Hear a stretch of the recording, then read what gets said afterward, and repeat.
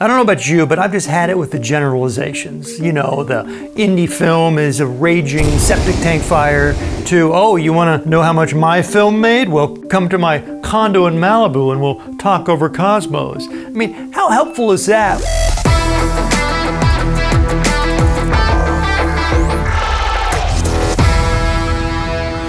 For far too long, creators have been in the dark, totally clueless to one fundamental question. How much do indie films really make? Oh my God, getting a straight answer to this is just confounding. It's impossible. It's like asking a California bride how much she weighs, or a Floridian about their vaccination status. Good frickin' luck.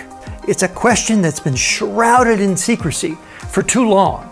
And I guess I've always known this, but it really didn't hit home until I received my Q1 earnings statement from my distributor. I have a little documentary that I've talked about before. I'll leave a link up here if you want to see that sad tale. This was my first earnings statement. And looking at these numbers, and not just my film, but all the other films on this list, was really a sock to the gut. It was a sobering experience. And I just really feel a duty to peel back this steel curtain on the truth of what, the profits are like for indie films in America in 2021.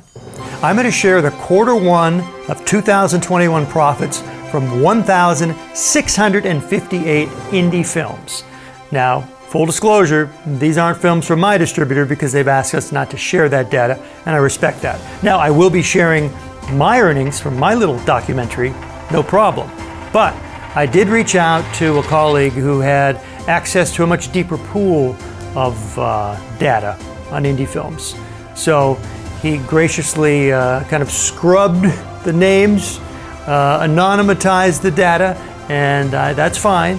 We really just want the dollars and cents.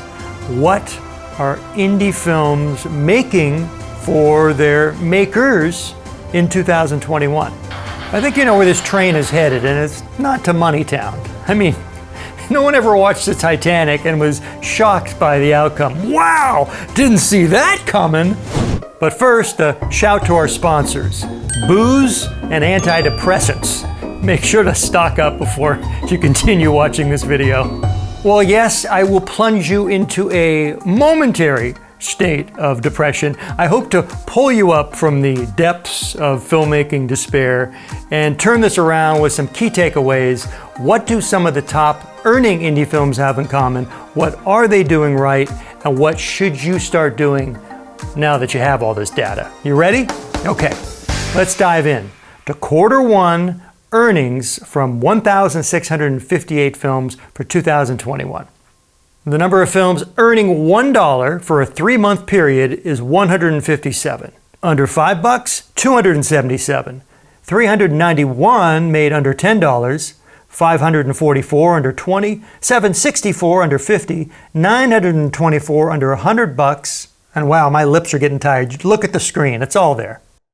The key thing to keep in mind, this is Q1. What does Q1 mean? It means the first 3 months of this year, 2021. That's 3 months. So you look at these numbers and you may be impressed. Oh, wow, Jimmy made $23 in Q1. Not bad. Well, that's for 3 months. So what's 23 divided by 3? Why did I pick 23? Damn it, that's such a shitty number to have to come up with a number.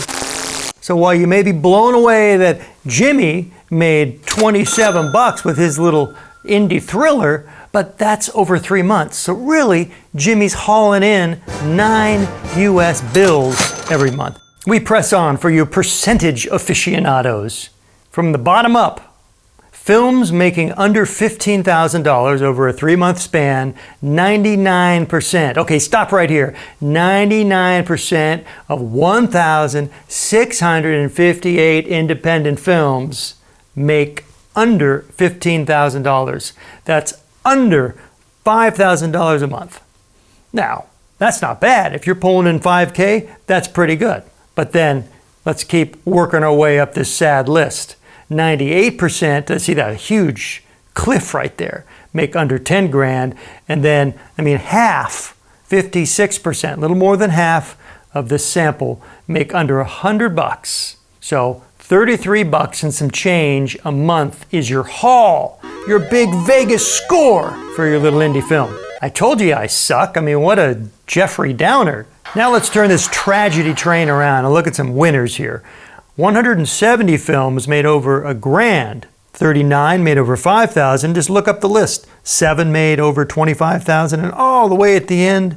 And one lucky, charmed filmmaker pulled in over $60,000 in Q1 of 2021. $20K a month, living the dream off indie filmmaking. Only one out of 1,658, but still. And how could that be you? Well, in a second, we're going to get into some takeaways. I dug into the top 20 films just to see, are there any commonalities? Did success leave clues for some of us? Some interesting trends appeared. But before we get to those, I know you're all dying to know, well, how much did your little doc make? So the big reveal, my documentary netted me an impressive $49.22. And then after fees, I was left with $39.38. Yes, indie film alive and well in the USA in 2021. So sharing these numbers wasn't meant to make the pharmaceuticals richer and drive you to buy more happy pills. No. I hopefully will arm you with some actionable advice, how we all could maybe stand a fighting chance for our next film. I dug into the top 20 films to see what they had in common. What were they doing right, or at least different from some of the other films? Out of the top 20, 18 were urban-themed romance or crime films.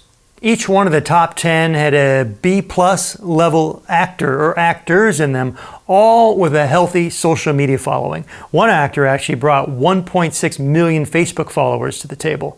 That's huge when you're trying to get the word out. A lot of people think reviews are a big factor in scoring a big payday. Well, check this out.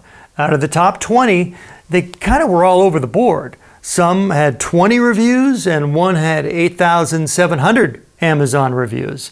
But the majority were under 250 reviews. And the number one film on this list even had less than 100 reviews. I know a lot of filmmakers struggle with which social platform should I spend the most time on.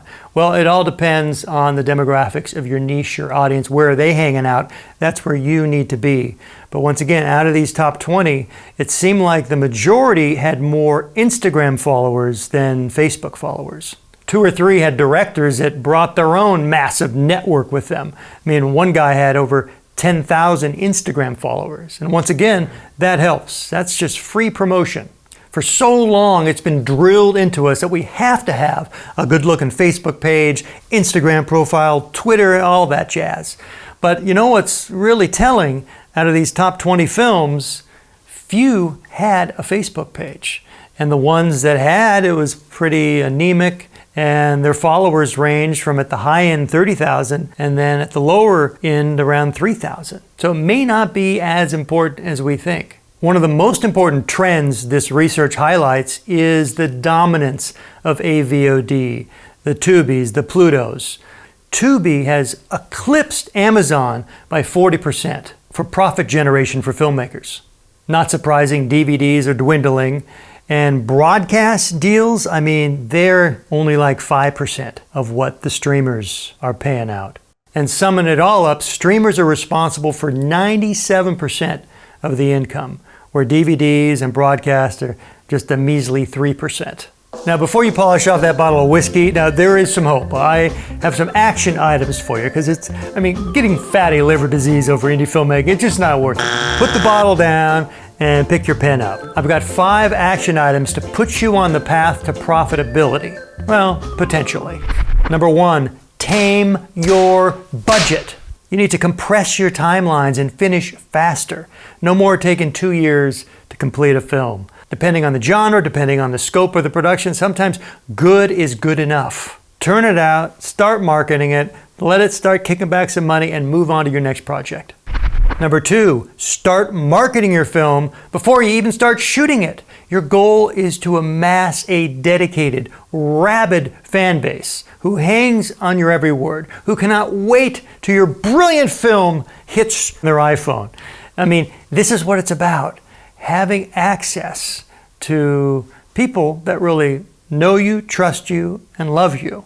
And having access means getting their email address. It's so important that you control access to your people and not some, social media overlords, the mob bosses who, with a flick of a switch, the change of an algorithm can wipe out your potential to communicate directly with your fans. So start capturing email addresses, build a website, a lead capture page, offer them something interesting in return based on your genre. It could be cool behind the scenes clips, exclusive interviews with actors, the director, artwork, photos of your cast, anything.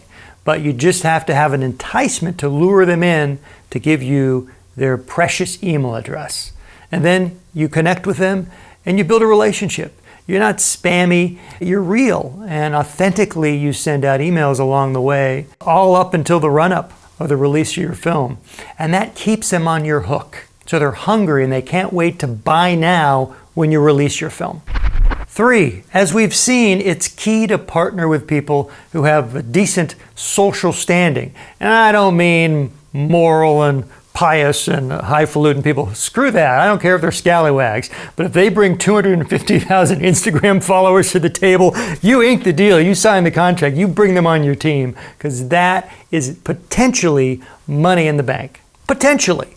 I mean, all these numbers, at the end of the day, who knows what they ever add up to. But at least it gives you a fighting chance to reach out to a wide pool of people who already have their ears open, and not to have to pay for ads to do that. That's another key point. And another opportunity for partnership is with podcasters in your niche, or journalists, or YouTube channels that talk about horror, zombie, romance films. So engage them early on, and then you've made a friend and an ally for when you really need them. Number 4, we'll get a little Deepak Chopra on you and honor your purpose. Now, you saw I didn't say know your why. I mean, knowing's not enough. Sure, you may know why you want to make something, but what's the true purpose behind that intention? That's really important, because when you're honoring that, you're keeping that squarely in focus through the entire ride. And some of you, and me included, we may start off with the one intention of making a film mainly to get visibility, like if it's a documentary, visibility for the cause, just to get the word out. But something weird happens along the way. We get enamored, we get sucked into the lights and the potential. Oh, this is good, I could build a reputation, I could sock some cash away from this, and then we lose sight of that original intention. And then we're bummed when that's not realized. And then we may misstep and not complete all the necessary actions to honor that purpose of just doing everything in our power to just get the word out, to raise awareness, where our focus now is 100% shifted on the greenbacks. So it's really important to keep that purpose front and center along the entire ride. And number 5 is to stay sober to the realities of this industry. I mean, I just did a big data dump on you. Literal, dumping some depressing numbers. But don't let those seal your future. And they're not meant to seal, a sad fate. Not at all. That wasn't the purpose. Hopefully what you'll do with these numbers is make smarter decisions in your production process. What can you do to kind of gin the system in your favor? So doom and gloom be gone. Keep in mind, out of those 1,658 films, there are a small percentage of filmmakers who are making a living, doing what they love, excelling at their craft. Are they complete outliers? Do they hold the magical, mystical keys to this indie filmmaking kingdom? Of course not. They're just doing things probably a little different than we are. And this is key. You gotta embrace this damn cliche and shoot smarter, not harder.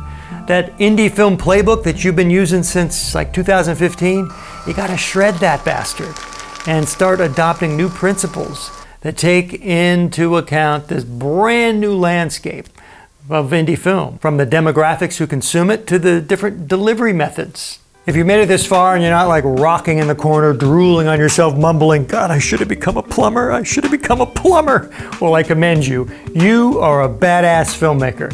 In no way are these numbers a prediction into your future. Nothing's set in stone here. use them kind of as an ass kicker. Hopefully they've lit a fuse and planted a seed for you to start thinking, how can I approach this industry from a new angle, which helps put me on a better footing for success? And that's what I hope for you, nothing but success. And if you want to click the bell or follow this channel, good for you. Thank you. I mean, you've seen how many videos I post. It's rare I post a video. But when I do, it's full of cheesy sound effects and graphics. So consider that when you're clicking follow. Anyway, I thank you for your time and wish you nothing but the best.